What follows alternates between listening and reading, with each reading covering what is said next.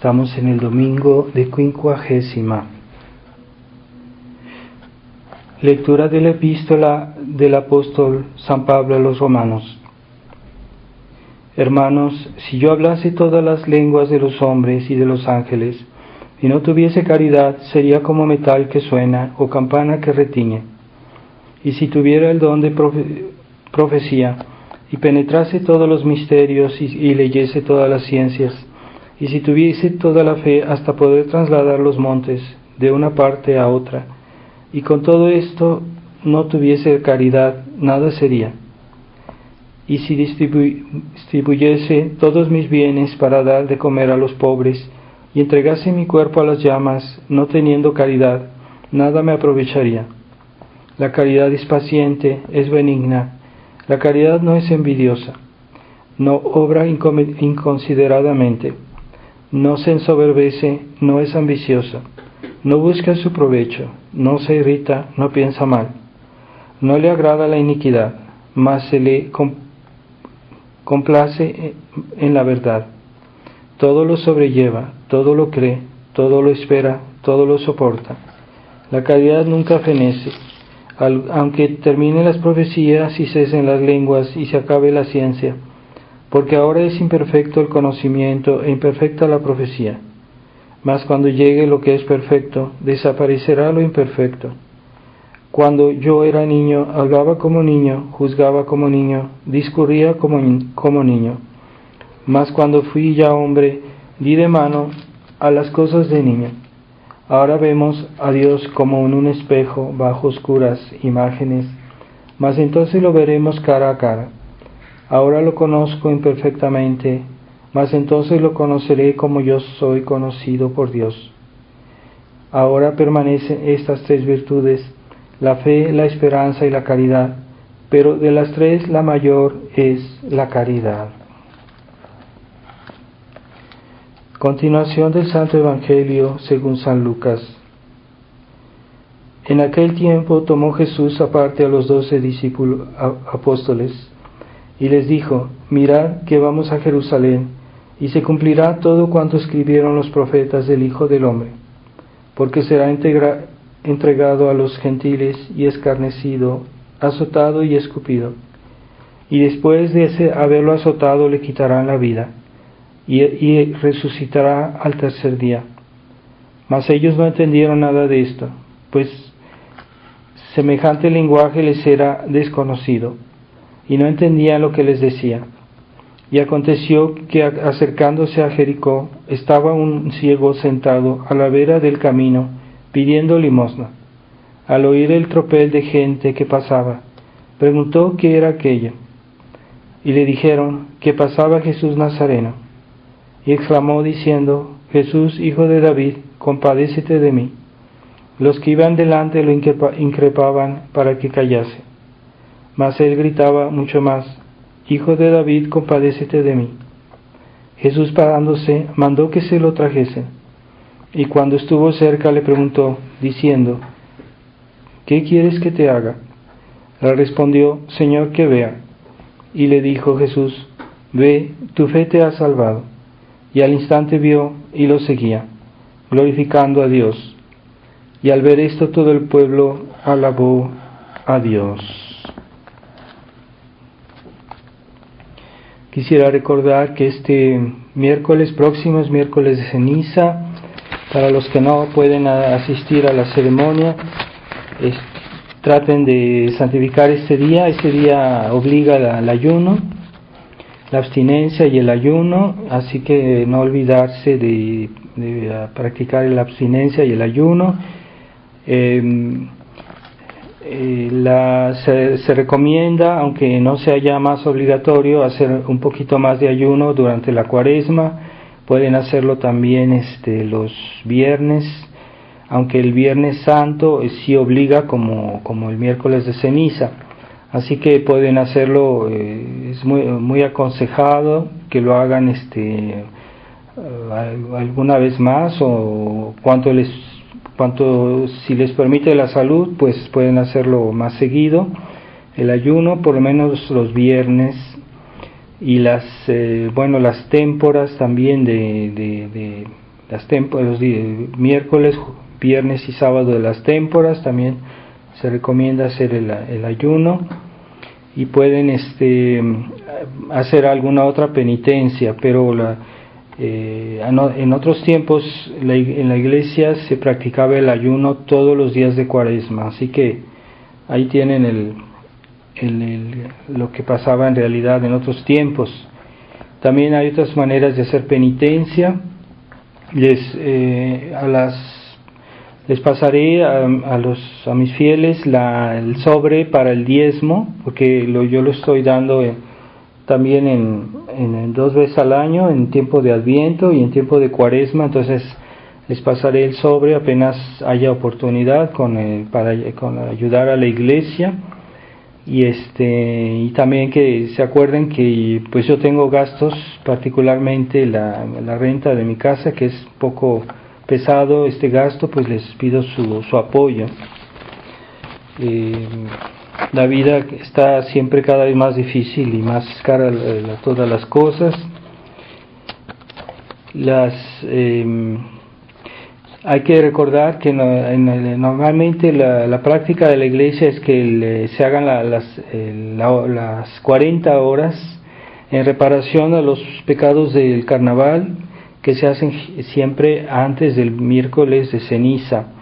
Se comienzan el lunes y se terminan normalmente las 40 horas el martes por la noche o por la tarde, y pues no pudiendo hacer estas 40 horas, podemos hacer alguna obra de reparación, decir, no sé, quien tenga la posibilidad puede decir un Via Crucis, o puede hacer una adoración del Santísimo a distancia, ¿verdad? A veces hay personas que no tienen cerca de ellos la posibilidad de ir a adorar al Santísimo Sacramento o a hacer las 40 horas, pero pueden hacer reparación al Santísimo a distancia, es decir, hay libros que nos dan la devoción al Santísimo Sacramento, hay oraciones, hay devociones al Santísimo Sacramento. Pueden recitar algo así, ¿verdad? O hacer una hora santa. Yo recomiendo hacer la hora santa personal, cada quien en su casa o con su familia, hacer una hora santa el martes por lo menos, y de esa manera, en cierta manera, pues seguir estas 40 horas que la iglesia normalmente es la costumbre en la iglesia, aunque no sean de obligación, pero es importante conformarse a la práctica de la iglesia.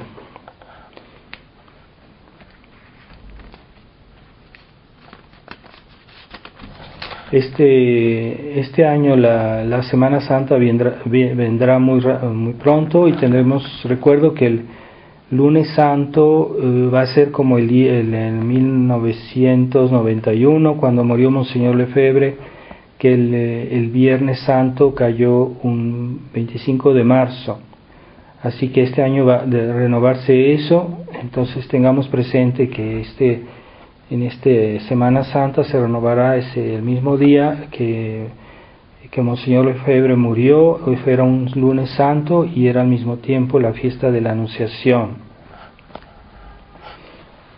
En el nombre del Padre, del Hijo y del Espíritu Santo.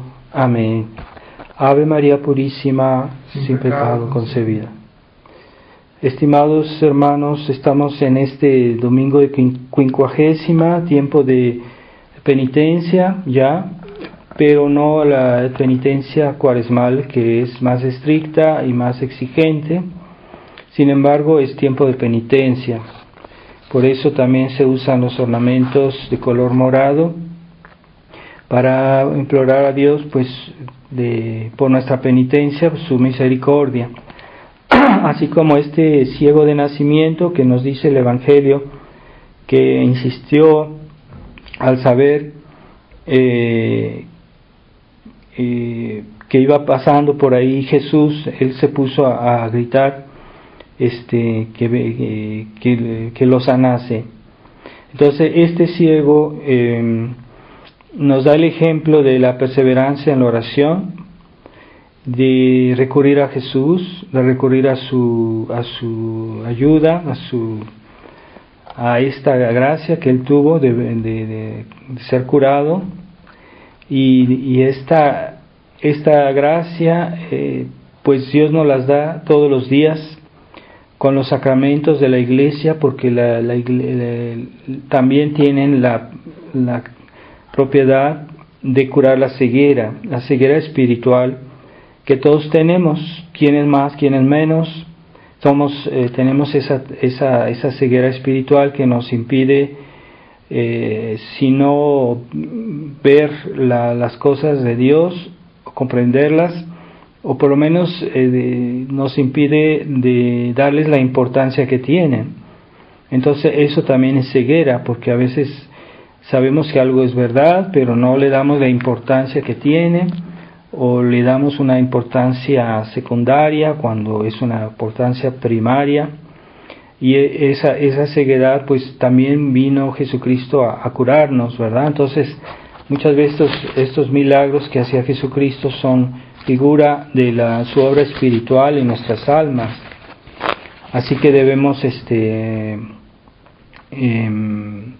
tener esa fe para insistirle y pedírselo. Pero yo quisiera insistir hoy que la iglesia es el medio por el cual Jesucristo nos quiere curar, y es algo que mucha gente ya no entiende hoy, esa falta de fe en la iglesia. O sea, Jesucristo es el que es nuestro Salvador, es el que murió por nosotros, es el que la fuente de todas las gracias, especialmente por su pasión. Pero esa misión de Jesucristo, Él quiso que fuera que esas gracias que Él nos quiere dar, que pasen siempre por la iglesia. Y es algo que la gente tiene tendencia a minimizar hoy, por varias razones. Primero, porque el mundo se ha vuelto muy incrédulo, y algunos que son incluso católicos, viendo la crisis de la iglesia, viendo los escándalos que hay en la iglesia por los ministros de Dios, la infidelidad de muchos pastores, entonces han perdido la noción, por lo menos en parte, de la misión de la iglesia, y que Dios quiere ayudarnos, pero Él quiere hacerlo por medio de la iglesia, y es un concepto muy importante en el catolicismo, que es justamente lo que niega el protestantismo. Lutero, él negó la importancia de la iglesia y de la necesidad de la iglesia para recibir las gracias de Jesucristo. Y entonces la iglesia no solo es una parte esencial, y es un medio absolutamente necesario para salvarse. No basta la fe en Cristo, no basta amar a Cristo, no basta rezarle a Jesucristo, no basta imitarlo. Nos salvaremos por medio de la iglesia, y es por eso que hay ese adagio de que fuera de la iglesia no hay salvación. Pero no es algo así general, sino es algo concreto, es algo que debe practicarse todos los días. Y lo practicamos en muchas cosas, por ejemplo en los sacramentos. Cuando recibimos los sacramentos, ciertamente las gracias que los sacramentos contienen vienen de Dios, vienen de Jesucristo, pero Jesucristo quiso que esos sacramentos nos los dieran los ministros de Dios, que nos los diera la iglesia. Entonces todos los bienes que vienen de Jesucristo siempre pasan por la iglesia. Siempre pasan por la iglesia. Entonces es el canal o es el puente, ¿no? ¿Cómo podemos ir a Jesucristo? Pues hay que pasar por un puente, y no hay otro camino, y no hay otro medio. Entonces ese puente para ir a Jesucristo es la iglesia. Entonces, ¿qué es lo que hay que decir? Cuando uno ve toda esta decadencia, la iglesia actual, la estructura de la iglesia ha sido infiltrada por los enemigos de Dios y ha sido, por decirlo así, en cierta medida neutralizada, pero la iglesia sigue existiendo. La iglesia no la representan ellos cuando ellos enseñan la nueva teología, la nueva religión del Vaticano II, esa nueva religión que no es la Iglesia Católica, que no es, pero ellos están ocupando los cargos de la Iglesia Católica. Entonces hay un misterio en esta crisis que no nos debe hacer perder la fe en la Iglesia. Entonces, también los fieles son parte de la Iglesia, porque son ellos miembros, ¿verdad? Pero hay partes de la Iglesia que son más importantes, ¿verdad? Como son los pastores, que son la jerarquía. Y la iglesia es esencialmente jerárquica, esencialmente, o sea, no se puede dejar eso, ¿verdad? No podemos dejar olvidarnos de eso o omitirlo o no hacer caso. Así que la iglesia a través de los siglos ha hecho lo que Jesucristo hizo aquí en la tierra. Y la iglesia tiene los poderes que Jesucristo tenía, Jesucristo los delegó. Entonces, ¿cuáles son los poderes de Cristo? Pues Jesucristo cuando vinieron los Reyes Magos, le hicieron sus regalos porque Jesucristo le dieron oro porque es Rey, le dieron incienso porque es Dios, y le dieron mirra porque es hombre que iba a morir por nosotros. Entonces ahí se ve que Jesucristo es realmente el mediador, el principal, pero Jesucristo ha comunicado sus poderes, ¿verdad? ¿Cuáles son los poderes de Jesucristo? Que Él es Rey, o sea, que Él es el que dirige, que nos da sus preceptos que debemos obedecer, nos da sus mandamientos. También es sacerdote, porque de Él nos viene, de su costado sagrado nos viene la gracia que Él ganó en la cruz. Entonces es sacerdote que nos santifica, ¿verdad? Entonces Jesucristo manda porque es Rey, dirige porque es Rey, pero Él nos santifica porque es sacerdote y nos da su gracia, y también es profeta, es decir, que Él enseña su enseñanza, es la que debemos aceptar porque Él es la verdad encarnada. Bueno, pues esas cosas también las comunicó a la iglesia, ¿verdad? La iglesia tiene la misión de enseñar, la iglesia tiene la misión de santificar, y la iglesia tiene la misión de dirigir, ¿verdad? Tiene poder de dirigir, de dar órdenes, de castigar, de dar preceptos, ¿verdad? Por eso, por ejemplo, cuando hacemos el ayuno, la abstinencia, estamos obedeciendo a la ley de la iglesia, que la iglesia nos manda a hacer eso, ¿verdad? Y también la iglesia nos puede mandar muchas otras cosas. Entonces,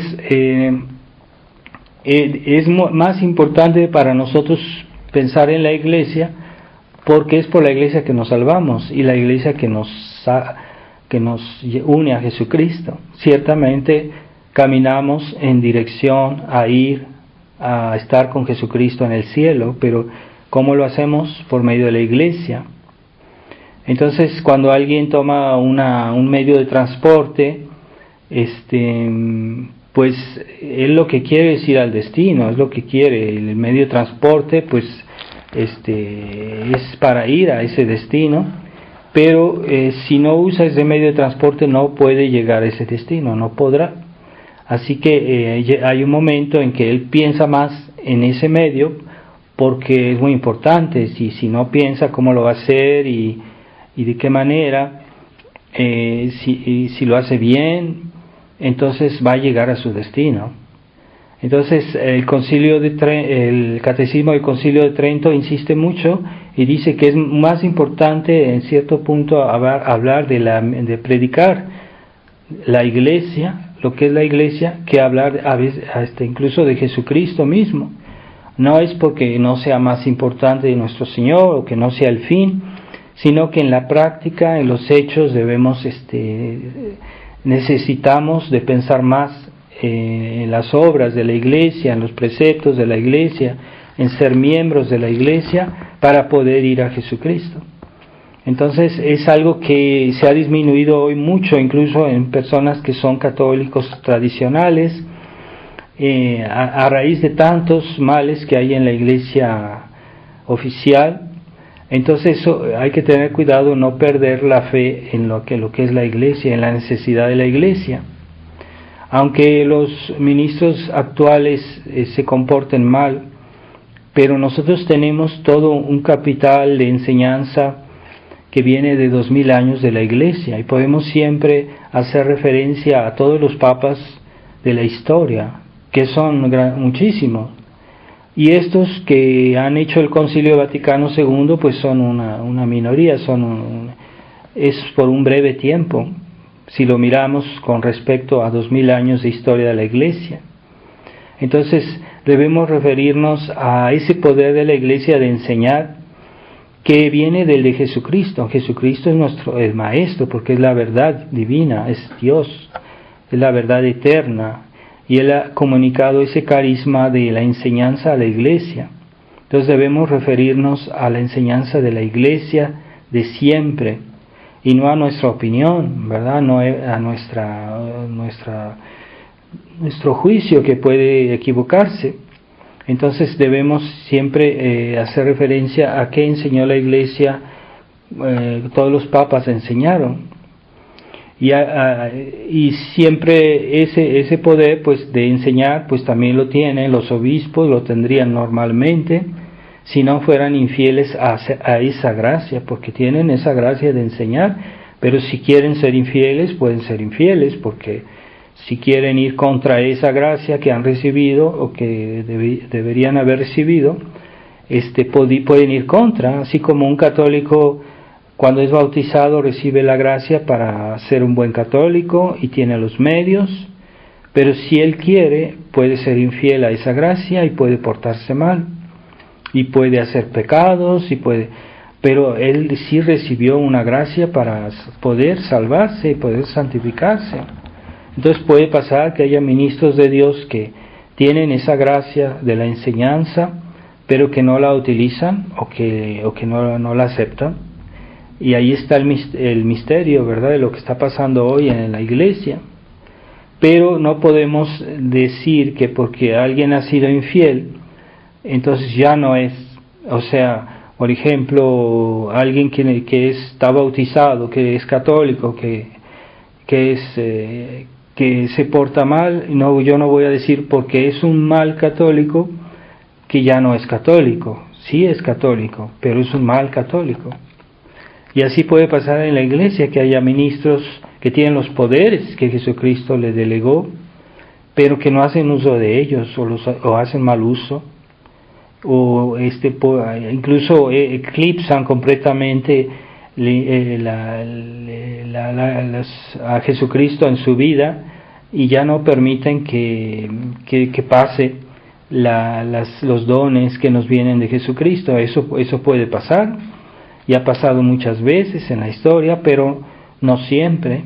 En general, en la historia, la iglesia siempre fue una garantía y es el medio habitual de cómo Dios quiere ayudarnos. Entonces, ¿qué debemos hacer? Pues debemos referirnos siempre a la enseñanza de la iglesia, que está reflejada en muchas cosas, en nuestros libros de catecismo. Todo eso es simplemente una explicación más sencilla, pero es la misma enseñanza de la iglesia. Y cuando leemos, por ejemplo, libros de los santos, libros de escritos católicos, todos ellos están basados en la enseñanza de la iglesia, todos, incluso la enseñanza de los santos. Y todos siempre eran en armonía. Ellos estudiaron la enseñanza de la iglesia, la tradición de la iglesia, y ellos siempre han repetido lo que la Iglesia nos enseña de diversas maneras, pero en el fondo es la misma enseñanza. Entonces, es muy fácil decir, porque hay muchos, incluso tradicionalistas, que cuando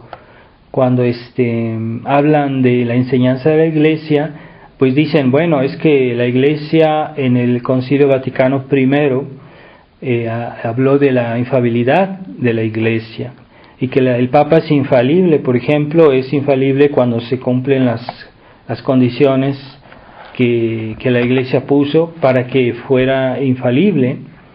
Quiere decir que cuando el Papa no usa ese carisma de la infalibilidad, pues entonces puede equivocarse, y entonces yo no estoy obligado a aceptar porque no es infalible. Pues no es verdad. Debemos siempre aceptar lo que los papas nos enseñaron, incluso en las encíclicas, en los discursos del Papa que no eran con el carisma de infalibilidad. La Iglesia nos dice que debemos aceptarlo bajo pecado mortal, lo que decían los papas, ¿verdad? Lo que pasa es que en ese tiempo habitualmente los papas nos daban una buena enseñanza, y que habitualmente el Papa, aunque no te use el carisma de infalibilidad, aunque haya la pudiera equivocarse eventualmente, no quiere decir que se está equivocando. O sea, normalmente cuando el Papa enseñaba, pues era seguro, aunque no fuera absolutamente infalible, pero era de enseñanza segura, cierta, y que obliga, incluso bajo pecado grave. Entonces, ordinariamente la enseñanza de los papas obliga, aunque no fuera infalible, obliga bajo pecado grave. Entonces, pero eso no excluye que haya eventualmente, pues en casos aislados, en realidad, que pudiera haber una falla, ¿verdad? Y nosotros estamos viviendo esta situación hoy en la Iglesia, que esa falla, esa excepción se ha vuelto habitual porque los papas que hoy tenemos son modernistas, y entonces ellos están habitualmente en su error, y que son habitualmente infieles a su misión. Entonces, pero si leemos los escritos de los papas anteriores, no hay que decir, es que ese escrito, ese discurso no goza de las 4 condiciones que puso el Concilio Vaticano I para que sean infalibles. Entonces yo no estoy obligado a aceptarlo, y yo puedo escoger, yo puedo opinar, yo puedo pensar otra cosa si quiero. Pues no puedes hacer eso, e incluso es pecado ir contra la enseñanza de los papas, aún en encíclicas o en discursos que no son infalibles. Pero ¿por qué? Porque el Papa siempre goza de una gran asistencia especial de Dios, y hay que obedecerlo, ¿verdad? Entonces, así como en otras circunstancias, por ejemplo, los niños que dicen, papá, no te puedo obedecer porque tú no tienes el carisma de la infalibilidad, no puedo aceptar lo que tú me dices, lo que tú me enseñas, porque tú puedes equivocarte, no eres infalible. Entonces, eso sería un pecado, sería una desobediencia, a menos que haya una razón muy precisa para decir, bueno, es que yo tengo razones por las cuales sé que mi papá está diciendo algo que está equivocado o que está mal. Pero si no tiene una de esas razones especiales fuera del ordinario, yo no tengo derecho a cuestionar lo que me dice. Un niño no tiene derecho a cuestionar lo que le dice su papá, debe no solo hacerlo, sino también aceptarlo. Ahí está el problema de la obediencia. Y ciertamente hoy estamos en una situación puesto que la crisis de la Iglesia y el estado de modernista de los ministros de Dios pues se ha vuelto una cuestión habitual. Entonces podemos tener tendencia a críticos con todos los superiores eclesiásticos, ¿verdad? Entonces hay que tener cuidado de ver si no hay una razón especial. Si no hay una razón especial, pues debemos aceptar, ¿verdad? Debemos tener ese espíritu de aceptar, porque habitualmente, así como un padre no le va a dar una serpiente a su hijo, como decía nuestro Señor, o una culebra, a escorpión, si el niño le pide de comer, bueno, así debemos tener esa confianza con los ministros que son sacerdotes fieles a la tradición. Entonces hay que ver que la crisis de la Iglesia incluso ha creado desorientado a los mismos ministros de Dios, y es algo espantoso lo que estamos viviendo. Pero el día que la Iglesia regrese a la tradición, pues habrá que volver a regresar a la obediencia y a aceptar, porque en general los ministros de Dios que son católicos, pues todos estudian la misma doctrina de la Iglesia, estudian la misma teología, estudian los mismos libros. Entonces normalmente nos transmiten la misma doctrina. Entonces, pero los enemigos de Dios han sido tan hábiles en entrar, en infiltrar la Iglesia, que han creado un caos completo dentro de la Iglesia, y ya no saben los fieles a quién escuchar, ¿verdad? Y porque ya no se puede escuchar a esos ministros que están contaminados de modernismo. Y una vez que un ministro de Dios está contaminado de modernismo, hay que alejarse de él, así, en bloque. Ahí sí, los fieles tienen toda la razón de no escuchar la enseñanza de esos pastores que están contaminados con el modernismo, de la doctrina modernista, o que están en una situación de compromiso, ¿verdad? De compromiso práctico en cuestiones de fe. Es un compromiso doctrinal, y es la situación que estamos viendo hoy en la Fraternidad San Pío X, que yo no aconsejo a los fieles tenerles la confianza que antes les tenían a estos sacerdotes, porque ya están en una situación de compromiso y con la Iglesia moderna y con el mundo, y están bajando. Ya no ven que la Iglesia está aquí para combatir el mal, y para eso vino Jesucristo. No solo vino para decir que fuéramos buenos y que no hiciéramos pecados y que hiciéramos nuestro deber de Estado. No, Él vino, Jesucristo, también a enseñarnos a vencer al mal, a combatir el mal, a tener espíritu de combate. Y Él nos enseñó eso, y Él lo practicó, ¿verdad? Porque Él decía al pueblo, cuidado con el fermento de los fariseos. Ahí estaba combatiendo el error, estaba combatiendo a personas concretas, y estaba denunciando el mal. Entonces la Iglesia es también combativa. Y también la Iglesia no solo nos transmite la enseñanza de la verdad, también nos transmite esa gracia de santificación que viene de Jesucristo. Entonces queremos ser católicos, pues necesitamos estar bautizados. Queremos que Dios nos perdone nuestros pecados. No vamos a ser como los protestantes, nos confesamos directamente con Dios. No, necesitamos de la Iglesia. Entonces vamos a buscar un sacerdote que nos dé la absolución. Queremos estar confirmados, pues necesitamos la Iglesia que nos dé la confirmación, un ministro, un obispo, no un sacerdote. A menos que el sacerdote tenga una delegación de un obispo, puede confirmar. Un sacerdote puede confirmar, pero normalmente, si no tiene la delegación del obispo, no puede confirmar. Entonces no tiene el poder y su sacramento sería inválido. Entonces los sacerdotes pueden confirmar con la en casos extraordinarios. Monseñor Lefebvre a nosotros nos dio el poder de confirmar en el caso de peligro de muerte.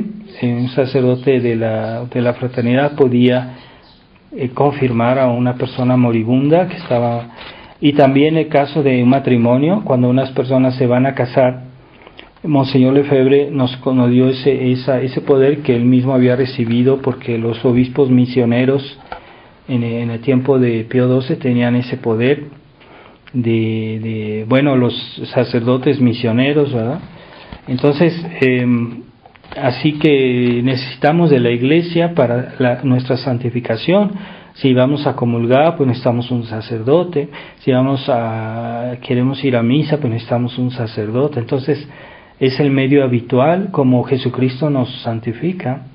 Ciertamente todas esas gracias que recibimos en los sacramentos, la fuente es Jesucristo. De ahí vienen esas gracias, el poder que tienen los sacramentos de santificación, de las gracias que nos dan para mejorarnos, para corregirnos, para hacer mejorar nuestras virtudes. Vienen de Jesucristo, pero siempre por la Iglesia, siempre por los ministros de la Iglesia. Entonces hay que tener cuidado cuando los fieles se quieren independizar demasiado de los sacerdotes, es peligroso, ¿verdad? O cuando, digamos, quieren hablar de muchos problemas actuales y nunca hacen referencia a ningún sacerdote, que hacen todo por su propia iniciativa. Eso es peligroso en esta época. Los fieles siempre tienen que tener un sacerdote que más o menos los ayude, los dirija, al cual ellos puedan consultar, pero no deben hacerse muy independientes, porque es peligroso, ¿verdad?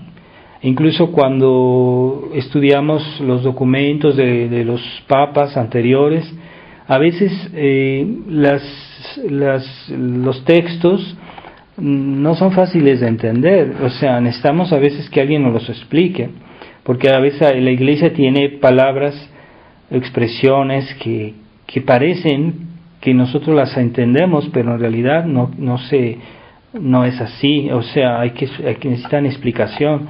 Por eso, aunque haya fieles que a veces escriben sobre los temas de la crisis de la Iglesia, y lo hacen bien a veces, pero siempre deben hacerse asesorar por un sacerdote, porque cuando son demasiado independientes es peligroso y pueden caer en error. Así que por más inteligentes que sean, por más instruidos que fueran, por más sensatos que se crean, ¿verdad?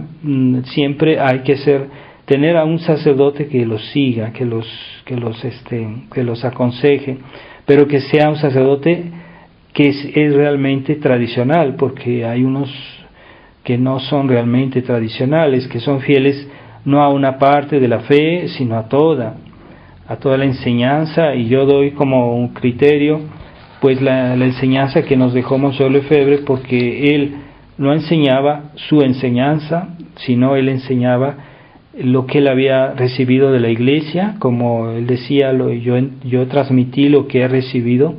Entonces no era una persona que hablaba de una manera muy personal. Él siempre nos transmitió lo que es la enseñanza de la Iglesia y el espíritu de la Iglesia. Por eso él es referencia, no cualquiera es referencia como a título de Monseñor Lefebvre. Permanece, hay que escucharlo. Entonces, pero también se necesita a veces en ciertos puntos que algún sacerdote nos dé un buen consejo, ¿verdad? Incluso nosotros los sacerdotes también nos confesamos, o sea, tenemos que a veces confesarnos, y nos confesamos con otro sacerdote y escuchamos sus consejos y sus directivas. Entonces así es en la Iglesia, ¿verdad? Todo es obediencia, todo es obediencia. Entonces, obediencia a Jesucristo por medio de su Iglesia. Y a veces todos debemos de alguna manera también ayudarnos y apoyarnos. Y después está el poder de la Iglesia de mandar, de enseñar. el poder de la Iglesia de santificar y el poder de la Iglesia de dirigir, ¿verdad? Entonces dirigir hoy es difícil porque el Papa está como no podemos escucharlo porque él es modernista, no lo podemos escuchar, no lo podemos obedecer, pero siempre permanece eso, ¿verdad? Por ejemplo, que si un día se convirtiera, pero no creo, tendrá que ser algún sucesor, pero si se hablara, si él regresara a la fe, pues habría que obedecerlo, porque permanece papa. Entonces, también doy siempre el ejemplo de una familia, ¿verdad? Si un hijo tiene un papá que es ladrón, que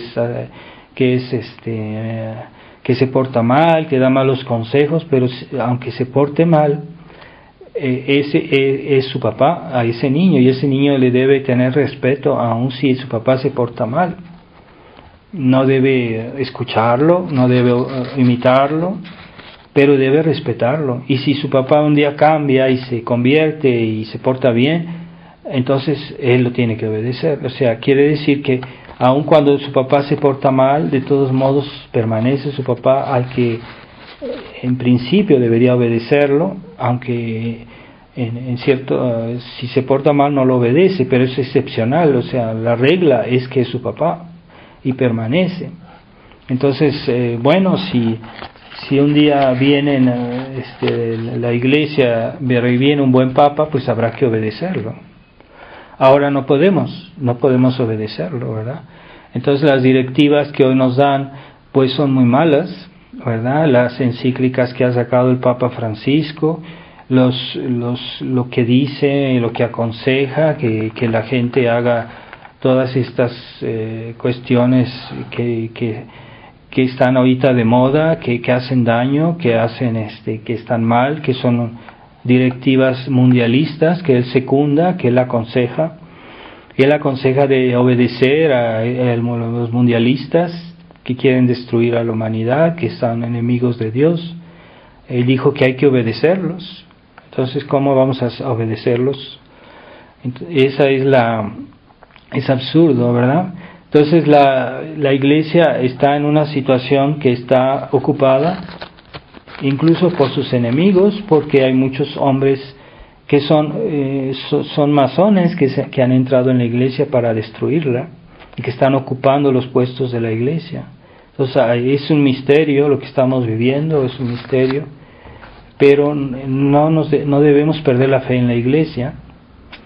Y la Iglesia existe, la Iglesia, como decía Monseñor Lefebvre, la Iglesia es un misterio, ¿verdad? Porque hay muchas cosas que no entendemos de la Iglesia, pero la Iglesia existe y no puede ser destruida en este mundo. Puede ser perseguida, puede ser digamos como ocultada, ¿verdad? Es lo que estamos viviendo hoy, pero la Iglesia está ahí, en algún lugar está. Siempre habrá algunas personas que conserven la fe plenamente, porque para ser católico no basta conservar la fe 95%, como decía Monseñor Felé, que el Concilio Vaticano II, el 95% era católico. Pues si es 95% ya no lo puedo obedecer, porque para ser católico hay que ser siempre 100%. Y si ya no es 100%, aunque fuera 99%, ya no es católico, ¿verdad? Entonces la doctrina católica se acepta siempre el 100%. Ese discurso de Monseñor Felé es escandaloso, ¿verdad? Entonces, ¿cómo vamos a aceptar un concilio que es 99% católico? Y incluso no es cuestionable eso también. No podemos, nosotros no podemos hacer ninguna excepción a nivel de la doctrina de la tradición de la Iglesia. No podemos hacer una excepción para quedar bien por aquí o por allá, ¿verdad? No, aunque fuera el 1%, no lo podemos negar. Y esa fidelidad a la fe de la Iglesia es el principio de toda la salvación, de toda la justificación, porque primero para recibir los sacramentos, para obedecer a la iglesia, para hacer los preceptos de la iglesia, pues debemos primero creer, primero tener la fe, primero ser liberados de la ceguera y aceptar la fe de la iglesia intacta. Entonces ahí son los católicos que aceptan la tradición, toda la enseñanza de la iglesia, que son verdaderamente católicos, ¿verdad? Pero siempre habrá en el mundo, siempre habrá católicos, aunque algunos que están muy desorientados a veces dicen barbaridades. Yo no digo que han perdido la fe, pero están a veces dicen cosas que no saben, no saben lo que dicen, no entienden bien lo que dicen, pero están diciendo barbaridades. Pero tiene que haber siempre por lo menos algunos católicos que profesen toda la fe, y es muy importante eso, ¿verdad? Entonces, que estén contra todos los errores, ¿verdad? Por ejemplo, debemos mantener que la nueva misa está contra la fe, que la nueva misa está mal, y no podemos recomendar ir a la nueva misa, y eso es una cosa muy importante, porque la nueva misa está contra la fe. Entonces tiene que haber siempre católicos en esta época, siempre habrá que digan eso, ¿verdad? Entonces no puede, si todos dijeran que puedo ir a la misa, ya a la nueva misa, es como si ya la iglesia hubiera colapsado, que la iglesia hubiera... Pero aunque algunos no entienden bien ese problema, de todos modos siempre hay algunos que sí lo entienden, y eso es muy importante para la existencia de la iglesia, porque es una cuestión de fe, que nosotros digamos que no se puede ir a la nueva misa, porque la nueva misa está contra la fe, la nueva misa altera la fe. Como decía Monseñor Lefebvre, la nueva misa no es católica. Incluso decía que la nueva misa no es una ley, porque fue hecha de tal manera que no está como decimos legítima, no es una ley de la iglesia, la ley de la nueva misa. Entonces hay un problema, y es lo que decía Monseñor Lefebvre, que él nos enseñaba, y que Monseñor Felé en el documento de 2012, ellos decían que sí, que era una ley que era legítima, no es legítima, incluso ni siquiera, aunque no es ni siquiera una ley, porque no se respetó como hace la iglesia las cosas, entonces no tiene valor ni siquiera de ley la nueva misa. Entonces, ¿por qué Monseñor Lefebvre nos decía que la nueva misa puede ser válida? Es dudosa, porque la iglesia nos da las reglas que cuando se respetan ciertos mínimos de cosas puede haber consagración. Entonces Monseñor Lefebvre decía, bueno, la nueva misa es dudosa, pero no es ciertamente inválida. No sabemos, es dudosa. Puede ser que cuando un sacerdote que está válidamente consagrado, que dice las palabras de la consagración, es suficiente para que haya consagración, aun si lo demás está muy mal, pero pues si dice bien la consagración, pues puede haber consagración, y cuando hay consagración hay misa. Entonces, pero es una cosa completamente arbitraria y que no es correcta de todos modos, y no se debe hacer algo así. Entonces siempre necesitamos que haya católicos que tienen estas ideas claras, porque eso compromete la fe. O sea, Dios no permitirá que todos los tradicionalistas lleguen a decir que la nueva misa está bien, que es posible ir a la nueva misa, que es una misa que puede santificar, que es válida. Bueno, aunque fuera válida, pues de todos modos no es lícita. Entonces ahí está. Entonces debemos permanecer en eso, en esa doctrina. Y no es un aspecto secundario, pero hay otras cosas así que debemos reconocer. Entonces, hay pocos